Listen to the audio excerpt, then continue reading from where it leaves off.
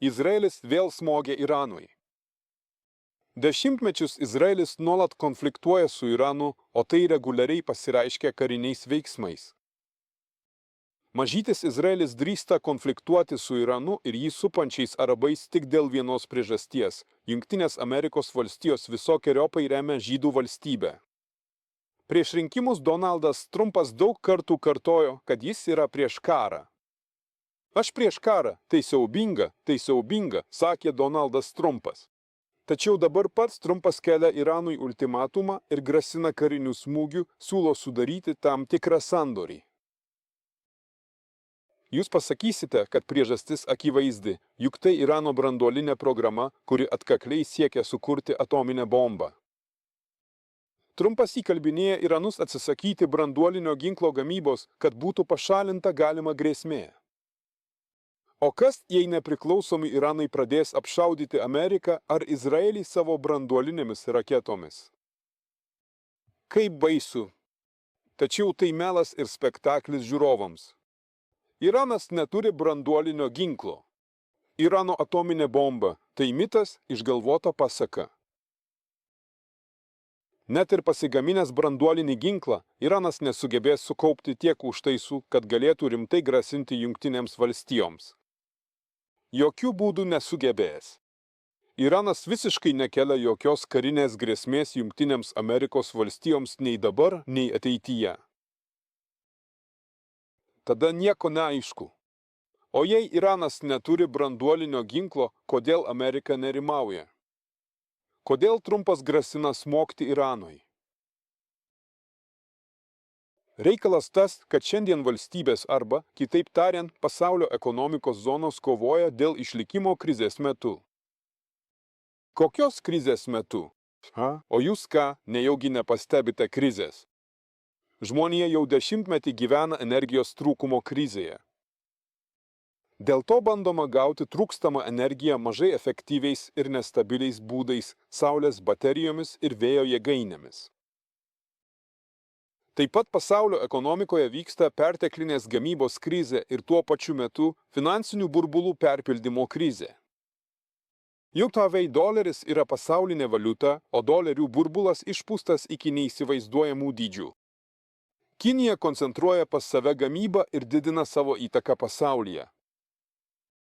Kinija tampa vis svarbesnė ir reikšmingesnė, o tai kelia grėsmę Jungtinių Amerikos valstijų lyderystei.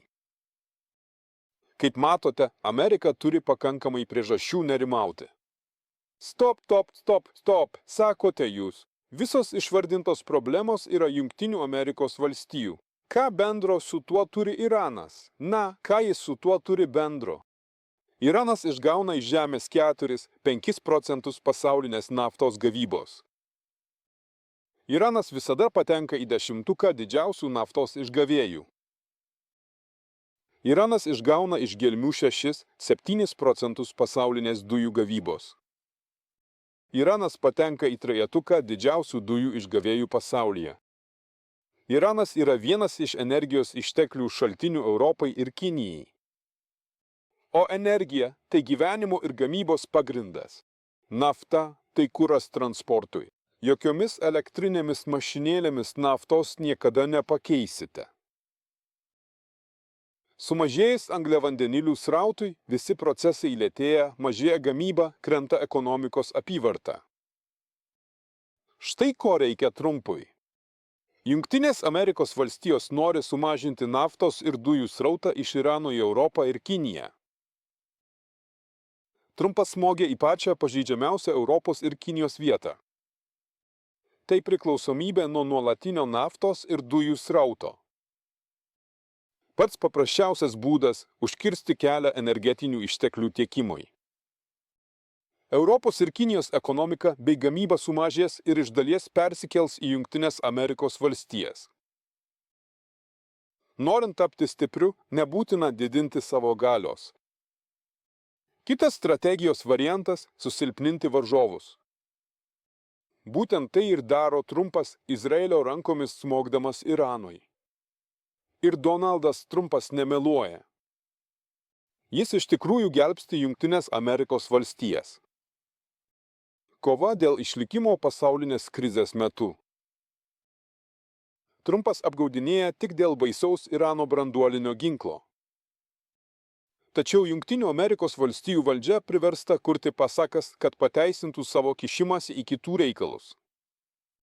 Įsivaizduokite, jei Jungtinių Amerikos valstijų prezidentas pareikštų, kad norint išlaikyti vartojimo lygį OTAV, reikia susilpninti konkurentus, būtent Europą ir Kiniją, todėl būtina sumažinti iš Irano jiems tiekiamos naftos ir dujų srautą. Todėl Izraelis klusniai bombarduoja Iraną, o Jungtinės valstijos grasina naujais smūgiais. Ir tada išeina, kad blogi amerikiečiai dėl savo gerovės kenkia kitiems. Tai atrodo negražiai, nesąžiningai ir ne visi Jungtinių Amerikos valstijų piliečiai palaikytų tokią strategiją.